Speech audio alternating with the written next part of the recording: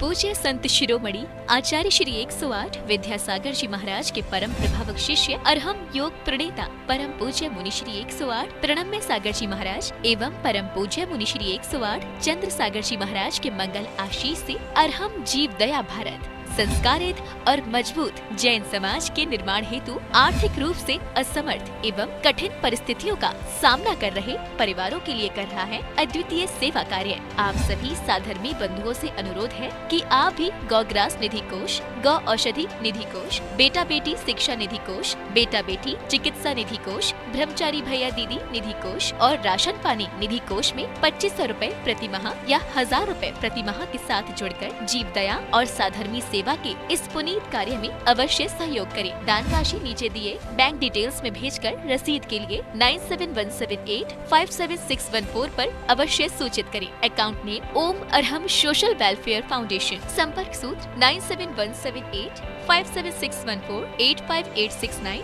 84787 98108 43757।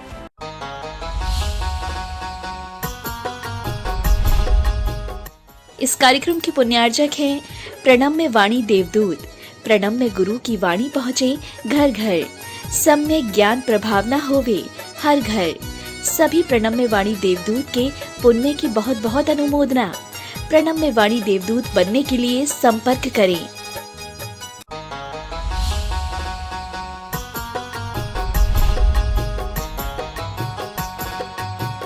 और भी कुछ घटा सकते हैं? चलो मैं एक और बताता हूं आपको। देखो, जो भी स्त्री है ना, जो भी स्त्री है उसके पुत्र होना, संतान होना जरूरी है। समझ आ रहा है ना? जो स्त्री है उसके संतान हो भी सकती है, नहीं भी हो सकती है, लेकिन संतान जब भी होगी तो स्त्री से होगी। नहीं समझ आ रहा है ना? ये व्याप्ति कहलाती है। इसी तरह से आप शुक्ल ध्यान, शुक्ल लेस्या में अंतर समझें कि लेस्या तो एक तरह का रंग हो गया, कलर चढ़ा दिया। जैसे ये वॉल है, इसके ऊपर अपन ने व्हाइट पेंट कर दिया। हम चाहते तो इस पे येलो कर लेते, ब्लू कर लेते, ब्लैक कर लेते, किसी भी तरह का पेंट कर लेते, वो तो पेंट ही कहलाएगा। तो ओरिजिनलिटी तो उसकी उसमें भी छिपी हुई है, जो अपनी अंदर वॉल की जो ओरिजिनलिटी थी वो तो उसमें छिपी हुई है। इसी तरह से लेस्या बहुत महत्वपूर्ण नहीं है। महत्वपूर्ण क्या है? ध्यान। तो ध्यान में जब शुक्ल ध्यान की स्थिति बनती है तो उसमें लेस्या तो नियम से सफेद ही होगी, शुक्ल ही होगी, ये निश्चित हो गया। लेकिन वह शुक्ल ध्यान का जो परिणाम होगा, वह ध्यान का परिणाम वह आत्मा की शुचिता पर निर्भर करेगा, आत्मा के गुणों की निर्मलता पर निर्भर करेगा। माने उसमें आत्मा के गुण स्वच्छ होते चले जाते हैं। बाहर के कलर की बात नहीं है, आत्मा के जो ओरिजिनल गुण है वो उसमें निर्मलता को प्राप्त होते चले जाते हैं। तो इसलिए वह शुक्ल गुणों से युक्त हो, वह जो आत्मा का परिणाम होगा उसी को शुक्ल ध्यान के रूप में आचार्यों ने कहा है।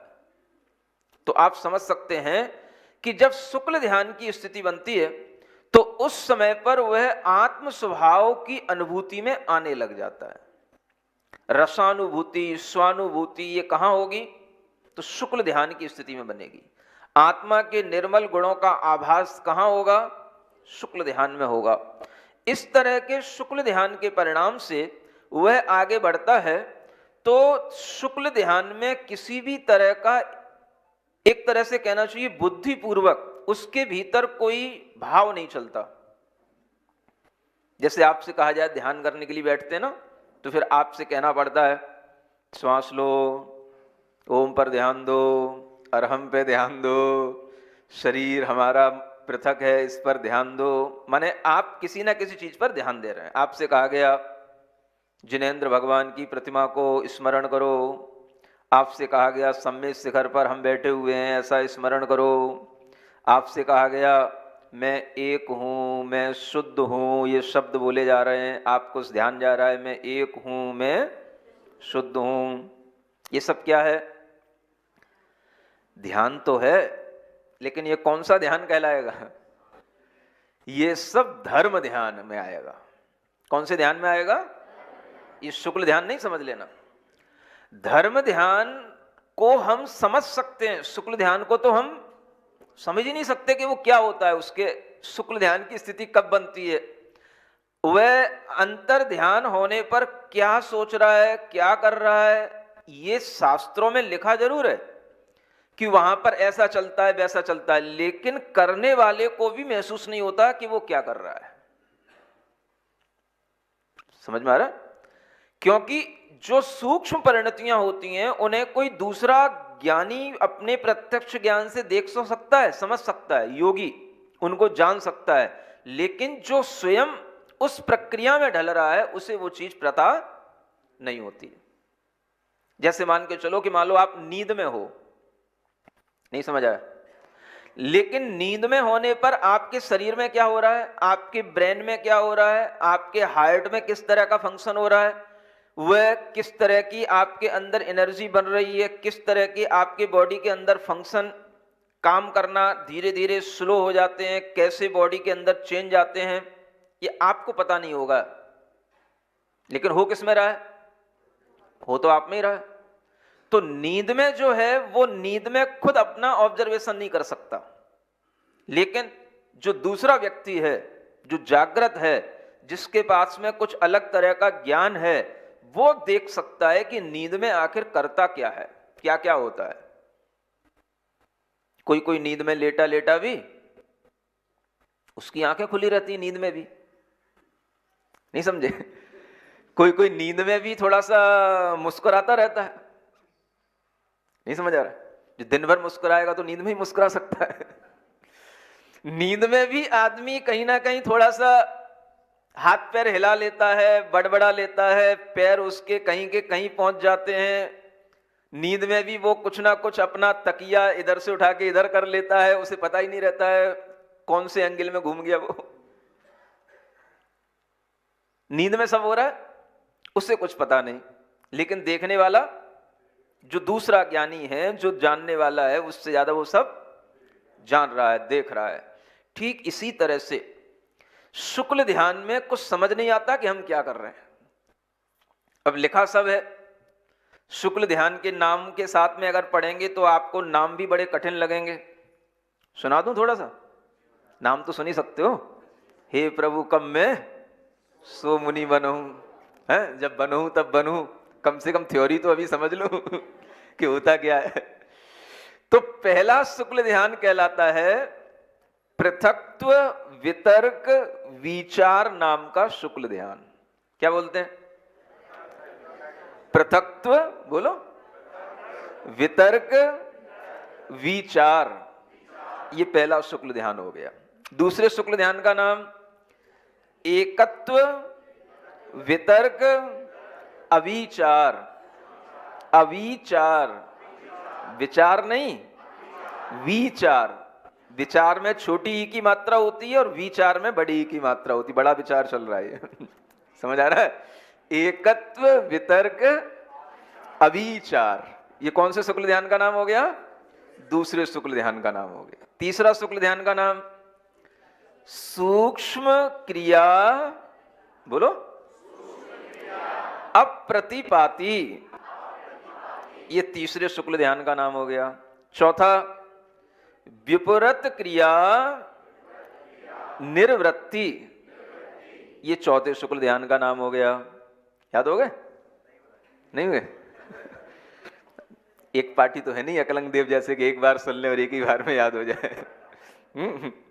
चलो फिर से बोलने की कोशिश करो। पहला शुक्ल ध्यान पृथक्त्व। अब याद करने के लिए पहले और दूसरे शुक्ल ध्यान में ध्यान रखो, पहले में पृथक्त्व है, दूसरे में एकत्व है। पृथक्त्व माने होता है भिन्न और एकत्व माने होता है अभिन्न। आ गया समझ में? वितर्क और विचार ये दो शब्द हैं। तो वितर्क तो दोनों में सेम रहेगा, पहले में विचार है और दूसरे में अविचार है, बस इतना अंतर आ जाएगा। ठीक है ना? तो क्या बन गया? पृथक्त्व वितर्क विचार, ये पहला शुक्ल ध्यान। एकत्व वितर्क अविचार, ये दूसरा शुक्ल ध्यान। दो याद हो गए? फिर सूक्ष्म क्रिया अप्रतिपाती और विपरीत क्रिया निर्वृत्ति, ये चौथा शुक्ल ध्यान, ठीक है ना। अब देखो इन चारों शुक्ल ध्यानों में कितनी सूक्ष्मता आ जाती है आप इससे समझ सकते हो। अभी मैं केवल 2 शुरू के शुक्ल ध्यानों की थोड़ी सी चर्चा करना चाहूंगा। बाकी के 2 शुक्ल ध्यान तो तब होंगे जब केवली बन जाएंगे, अरिहंत बन जाएंगे, तब उनके लिए होते हैं। और ये जो 2 शुक्ल ध्यान होते हैं ये केवल ज्ञान से पहले होते हैं। कौन कौन से? पृथक्त्व वितर्क और एकत्व वितर्क। ये कहां होंगे? ये केवल ज्ञान से पहले होंगे। माने केवल ज्ञान प्राप्ति के लिए एकत्व वितर्क अविचार शुक्ल ध्यान का होना जरूरी है, उसी के बल से यह केवल ज्ञान की प्राप्ति होगी। अब इसमें भी पृथक्त्व वितर्क में भी आचार्य कहते हैं वितर्क माने होता है श्रुत ज्ञान। वितर्क माने क्या होता है? और पृथक्त्व माने भिन्न रूप से, भेद रूप से। तो आचार्य कहते हैं कि जिस ध्यान में हमारे परिणामों में एक भेद भिन्नता चलती रहे, और भेद भिन्नता किसके साथ चले? तो वो श्रुत ज्ञान के साथ चले। यानी वो ध्यान करने वाला ध्यानी शास्त्रों का, संपूर्ण शास्त्रों का वो ज्ञाता होना चाहिए। उसको आत्मा के बारे में, अन्य द्रव्यों के बारे में पूर्ण ज्ञान होना चाहिए। इसलिए वह पूर्वों का धारी श्रुत केवली सदृश वह जो आत्मा होगा, उसी के लिए यह शुक्ल ध्यान होने को कहा गया। अब जब वह ध्याता ध्यान करेगा तो उस ध्यान में उसके अंदर ज्ञान चलेगा, काम करेगा। वो ज्ञान श्रुत ज्ञान के माध्यम से ही चलेगा। और वह श्रुत ज्ञान क्या करेगा? कभी द्रव्य का चिंतन करेगा, कभी गुण का चिंतन करेगा, कभी पर्याय का चिंतन करेगा। ये हो गया पृथक्त्व, भिन्न भिन्न रूप से चिंतन में आएगा उसके। कभी वो आत्म द्रव्य का चिंतन करते करते आत्मा के गुणों के चिंतन में आ जाएगा, आत्मा की पर्यायों के चिंतन में आ जाएगा, द्रव्य से भी किसी और दूसरे द्रव्य के चिंतन में भी आ जाएगा। लेकिन ये चिंतन उसका चलता रहेगा और ये श्रुत ज्ञान के बल से चलेगा। ये कहा जा रहा है जो कर रहा है उसको कुछ भी समझ नहीं आ रहा कि वो क्या कर रहा है, लेकिन करता रहेगा वो भी कुछ ना कुछ। अंतरंग में बस वो अपनी एकत्व परिणति में जाने के लिए वह काय को स्थिर करके, मन को बिल्कुल रोक करके, ऐसा बिल्कुल चित्राम जिसको बोलते हैं, चित्र बन गया। जैसे कल बता रहा था, स्टैच्यू की तरह बैठ जाएगा, बिल्कुल वह हिलेगा नहीं। श्वास उसकी इतनी स्थिर हो जाएगी कि श्वास भी उसकी मन में विलीन हो जाएगी, श्वास भी उसकी बिल्कुल मंद हो जाएगी। जैसे जैसे ध्यान गहरा होता है, श्वास भी बहुत धीमी धीमी होती चली जाती है। ये बता रहा हूं आपको, विज्ञान है ये आपकी जो नब्ज चलती है ना, नब्ज, इससे जो है आपकी पल्स नापी जाती है, ये है ना। अभी ये कोरोना में फिर से शुरू होगा ये, हाँ, इसी ने सिखा दिया था भाई पल्स देखना। नहीं तो आदमी कौन जानता था पल्स? पहले तो स्टेथोस्कोप से यहाँ चमकते थे। अब हर आदमी अपना ऑक्सीजन लेवल नापता है, अपनी पल्स नापता है ऑक्सीमीटर से, है ना।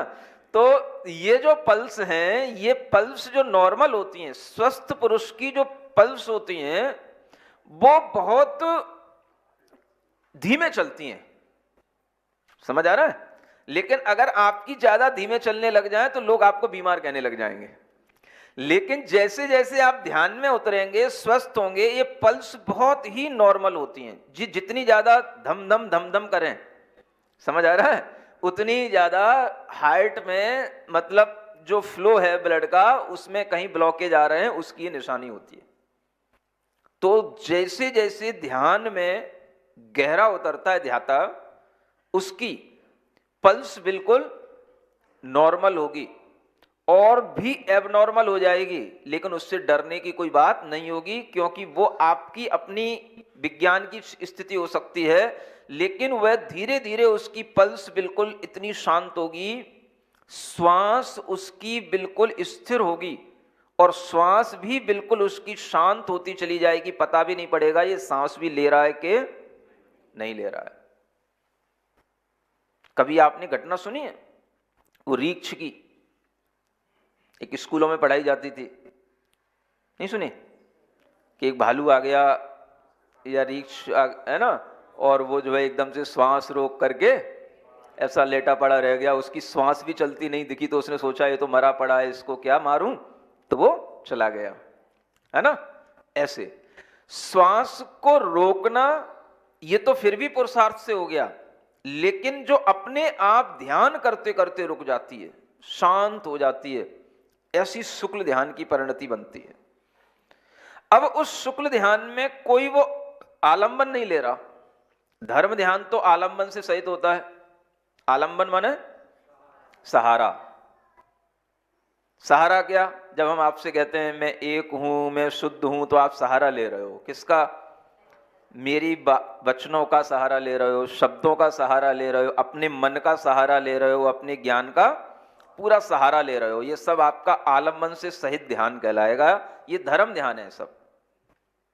ये सब क्या है? शुक्ल ध्यान में उससे कुछ भी पता नहीं होता कि मैं क्या सोचूं, क्या करूं। अगर उसे यह पता आ गया कि मैं क्या सोच रहा हूं, तो वो शुक्ल ध्यान ही नहीं रहेगा।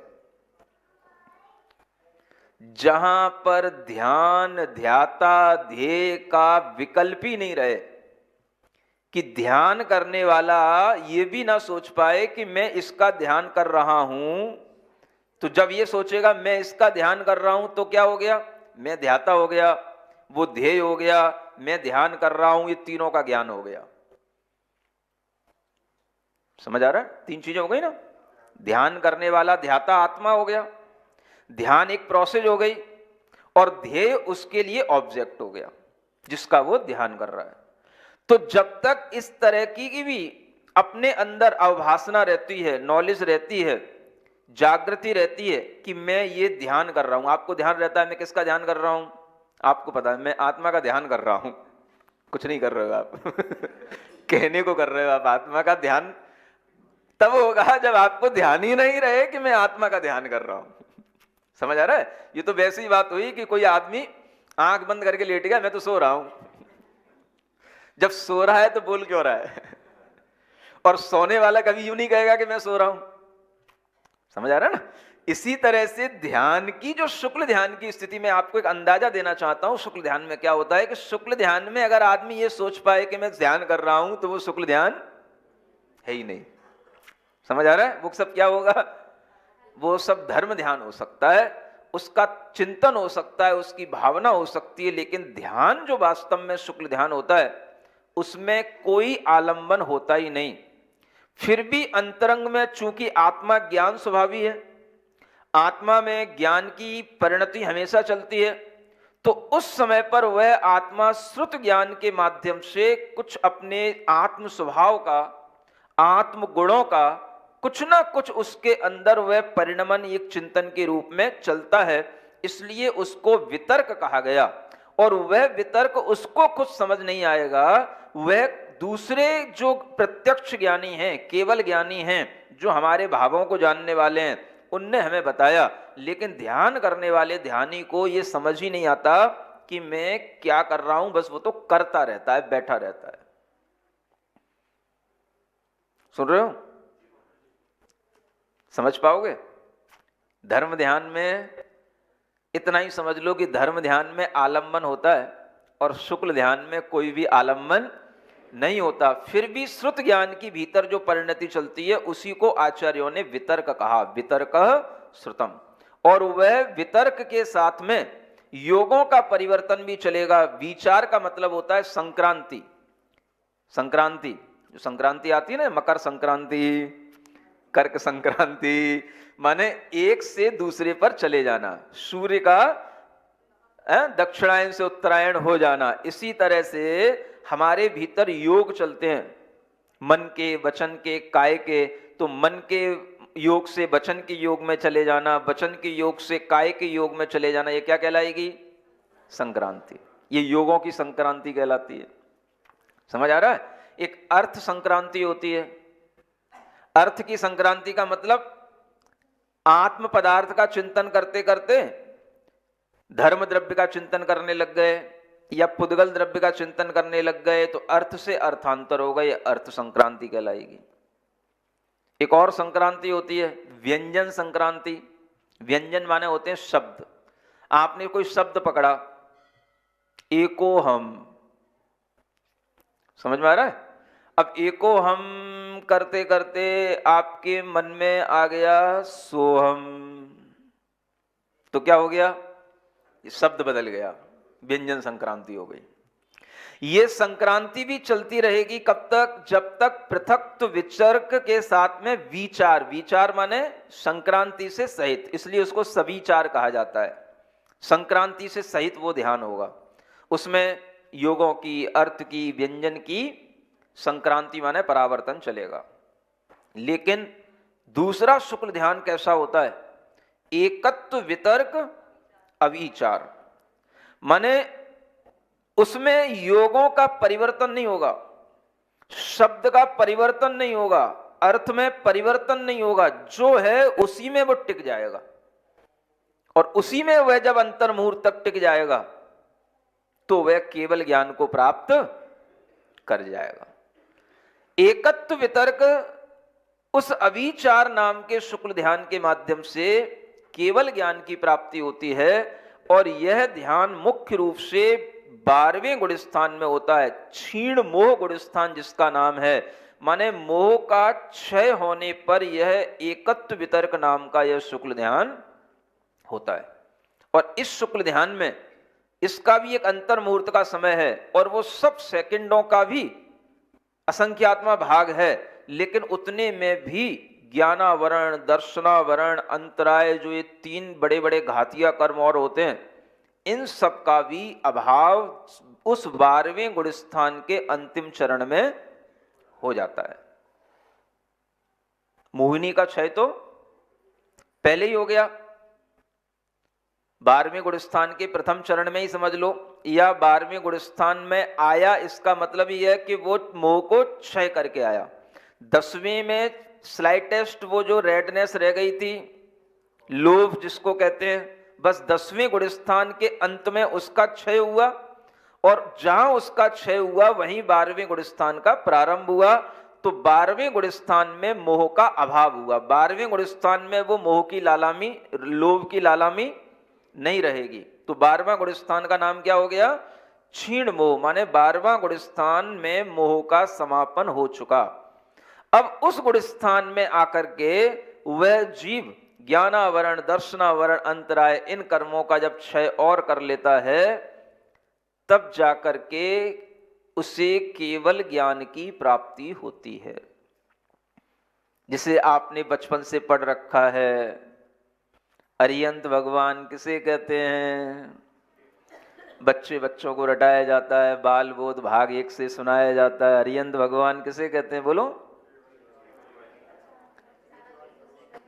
जो 4 घातिया कर्मों से रहित हैं, उन्हें अरिहंत परमेष्ठी कहते हैं। इतना भी याद है कि नहीं? बातें तो मैं बहुत ऊंची ऊंची गुण स्थानों की कर रहा हूं, और लगता है भाई अरिहंत भगवान की परिभाषा भी नहीं आती अभी तुम लोगों को, है?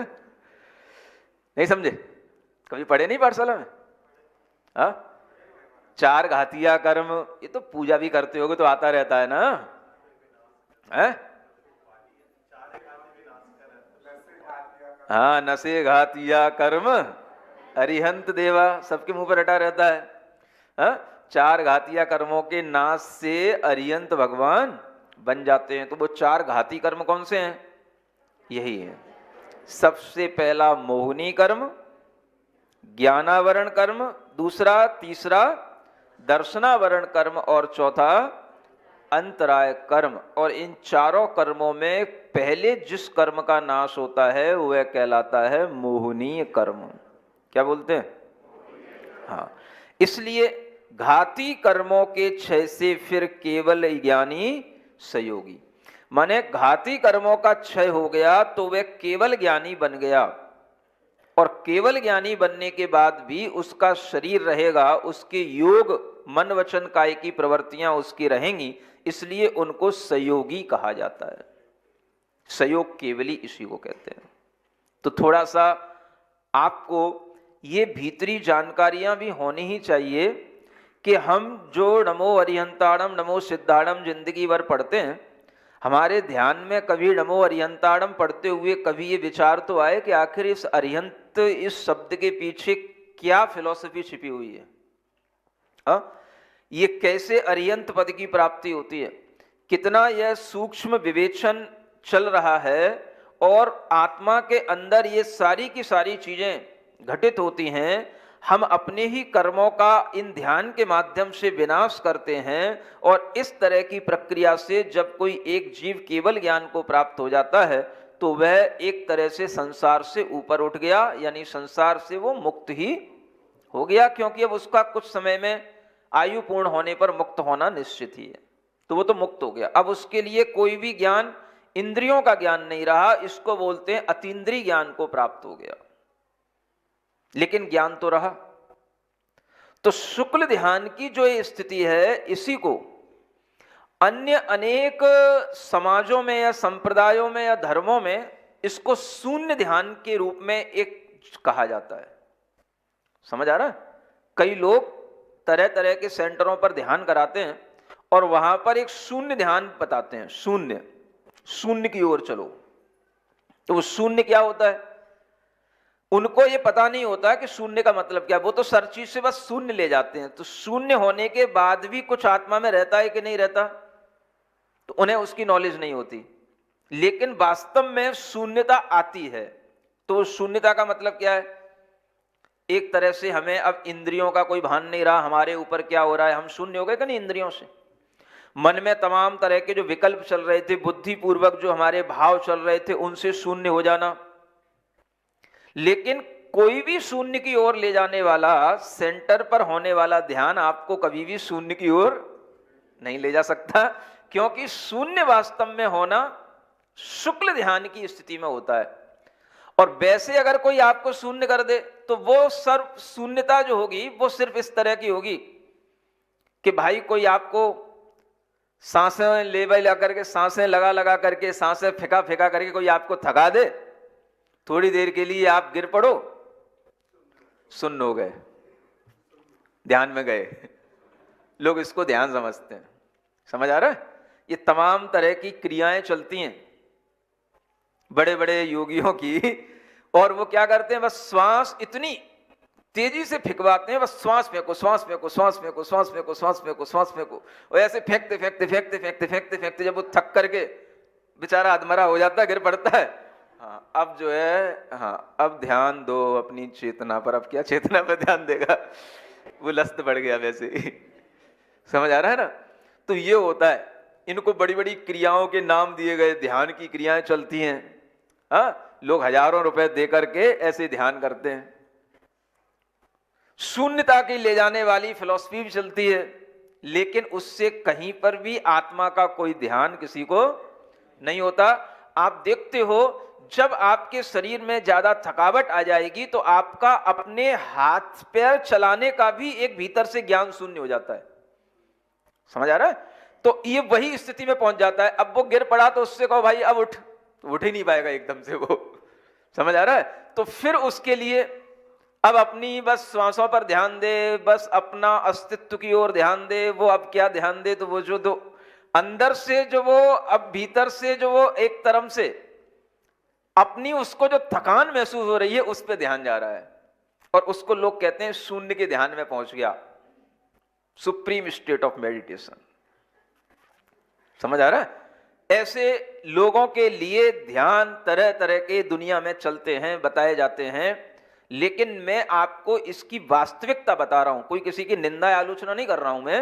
मैं बताना चाह रहा हूं कि ये ध्यान तब तक ध्यान नहीं होगा जब तक आप आत्मा और परमात्मा के बारे में सही ढंग से ज्ञान ही नहीं है आपको, तो आप ध्यान क्या करेंगे? और ये ध्यान करने के लिए शरीर को इस तरह से थकाना नहीं पड़ता है। आप श्वासों से तो शरीर को थका रहे हो, और जब आपसे कहा जाए कि आप स्थिरता से बैठे रहो, स्थिरता से खड़े रहो, तो आपको ना स्थिरता से बैठना आता है ना स्थिरता से खड़ा होना आता है। ध्यान होगा स्थिरता के माध्यम से। स्थिरता आएगी जब आप लंबे समय तक आप एक ही आसन में सिटिंग कर सको। इसलिए जितने भी भगवान हुए वो या तो लंबे समय तक बैठे रहे या लंबे समय तक खड़े रहे, पड़े कोई नहीं रहे। नहीं समझ लो, बता दो। अच्छा समझ आ रहा है? या तो भगवान 6 महीने तक बैठे रहे ऋषभदेव भगवान। कितने महीने? 6 महीने बाहुबली भगवान खड़े रहे, 1 साल तक, तब उनको कुछ हुआ। समझ आ रहा है? तो केवल पड़े रहने से कुछ नहीं होता है। लोग जो है तरह तरह की विडंबनाओं में डाल करके लोगों को भटका तो सकते हैं, लेकिन वास्तव में जो शून्य की स्थिति पहुंचेगी, तो आचार्यों ने इस शून्य की स्थिति को बताया है। ये शुक्ल ध्यान में पहुंचती है, जब आप अपने मन के विकल्पों से भी शून्य हो जाओ। आपको ये भी पता ना रहे कि मैं ध्यान कर रहा हूं, मैं इस ध्येय को ध्यान रहा हूं, ये भी आपको आभास ना रहे, तो इससे बड़ी शून्य की स्थिति समझो क्या होगी। लेकिन ये स्थिति पूरी जागृति के साथ है, मूर्छा के साथ नहीं है। श्वास लेकर के जो थकाया गया है उसमें आपको मूर्छा आएगी, थकान होगी, निद्रा होगी, वो आपकी असमर्थता होगी। नहीं समझे? देखो कितना बड़ा एक डिफरेंस है। जो आपको थकाया गया है वो फिर आपके अंदर कोई एक्टिविटी नहीं हो रही है, आप पड़े से रह गए, ये आपकी एक असमर्थता हो गई। लेकिन शुक्ल ध्यान में आचार्य कहते हैं आप बिल्कुल बैठे रहो, समर्थ रहो, समर्थ होते हुए भी, सक्षम होते हुए भी, भीतर से जागृत रहते हुए भी आप भूल जाओ कि आप क्या कर रहे हो। उसका नाम है शुक्ल ध्यान। ऐसा शुक्ल ध्यान जब होता है तो वह कितना शून्य हो जाता है, शरीर का भी उसे आभास नहीं रह जाता कि मैं शरीर हूं, मैं शरीर में बैठा हुआ चैतन्य आत्मा हूं।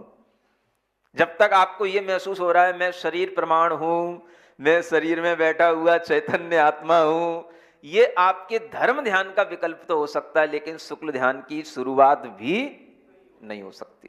तो शुक्ल ध्यान इतनी बड़ी चीज है, हम उसको समझने की कोशिश तब कर सकते हैं जब हम धर्म ध्यान को भी पहले समझ लें।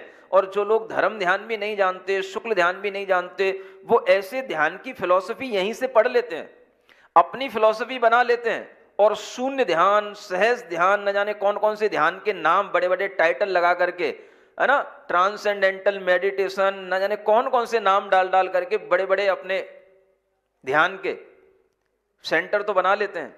लेकिन आज तक उन ध्यान के सेंटरों में किसी के लिए ऐसा शुक्ल ध्यान कभी संभव ही नहीं। और शुक्ल ध्यान की स्थिति तक पहुंचने के लिए आपके शरीर में जो संयन होना चाहिए वो जब नहीं होगा, तो उस शुक्ल ध्यान की महत्ता भी आपको कभी समझ में नहीं आ सकती।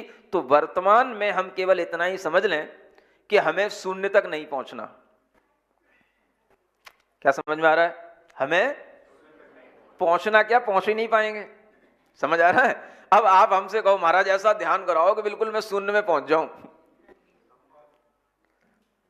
तो अब मैं कैसे आपको क्या ध्यान कराऊं? ध्यान कराने से आप शून्य में पहुंचोगे, माने आप हमारे ऊपर डिपेंड होकर के शून्य में पहुंचना चाह रहे हो। ये कितनी उल्टी बात हो गई। ध्यान में तो पता ही नहीं होता है।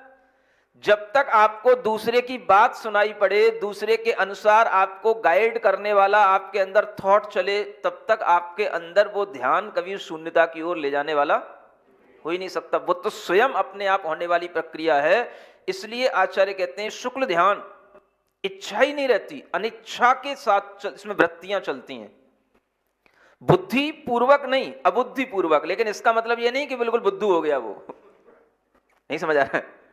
बुद्धि पूर्वक का मतलब हम सोच समझ करके कोई क्रिया कर रहे हैं तो बुद्धि पूर्वक, और हम बिल्कुल अपने आप को ढीला छोड़ दें, हम कुछ नहीं कर रहे हैं, फिर भी कुछ जो चलता रहता है वो अबुद्धि पूर्वक कहलाता है।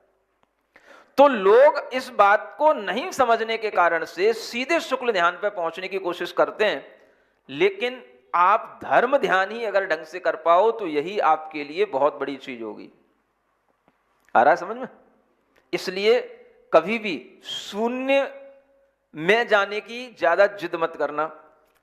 शुक्ल ध्यान को ध्याने का भाव करना कि शुक्ल ध्यान में क्या होता है, और शुक्ल ध्यान का चिंतन करना, मैं भी निरालंबन होकर के ध्यान करूं।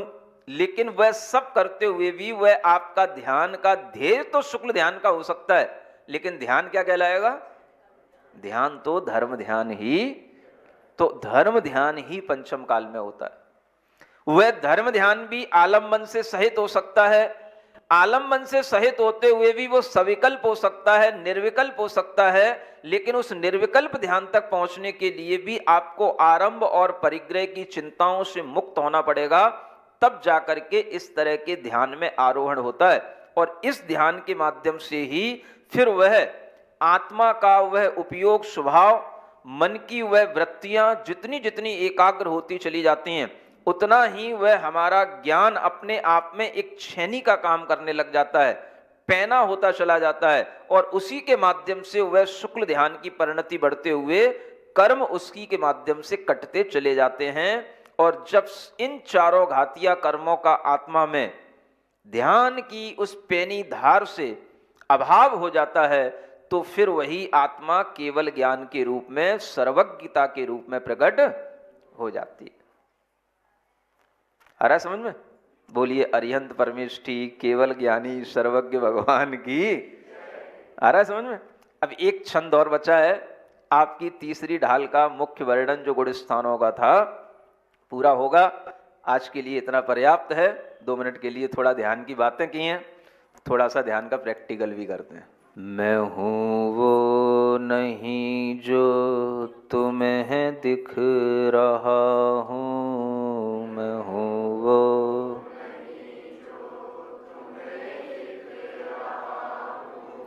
मैं हूँ जो नजर से परे ही रहा हूँ, मैं हूँ जो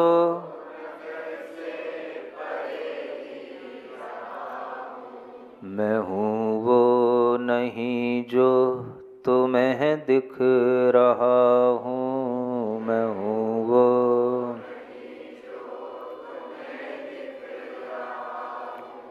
मैं हूँ जो नजर से परे ही रहा हूँ, मैं हूँ जो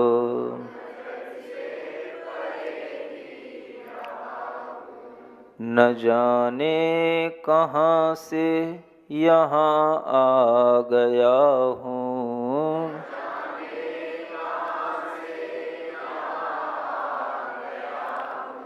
मैं चेतन हूँ तन में समाया गया हूँ, मैं चेतन हूँ तन में जो छूटा है मुझसे वो मेरा नहीं था, जो छूटा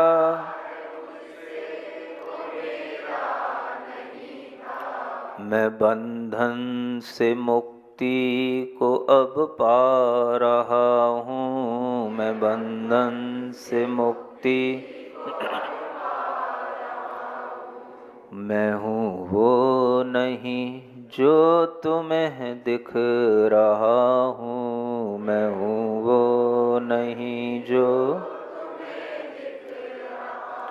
ओम अरहम नमः, ओम अरहम नमः, ओम अरहम नमः, ओम अरहम नमः, ओम अरहम नमः, ओम अरहम नमः, ओम अरहम नमः, ओम अरहम नमः, ओम अरहम नमः, ओम अरहम नमः, ओम अरहम नमः, ओम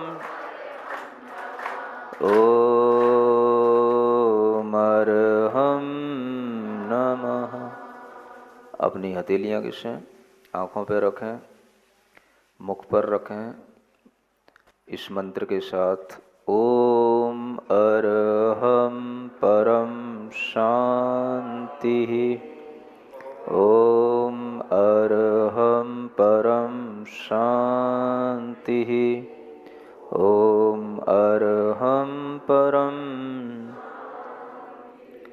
बोलिए पार्श्वनाथ भगवान की।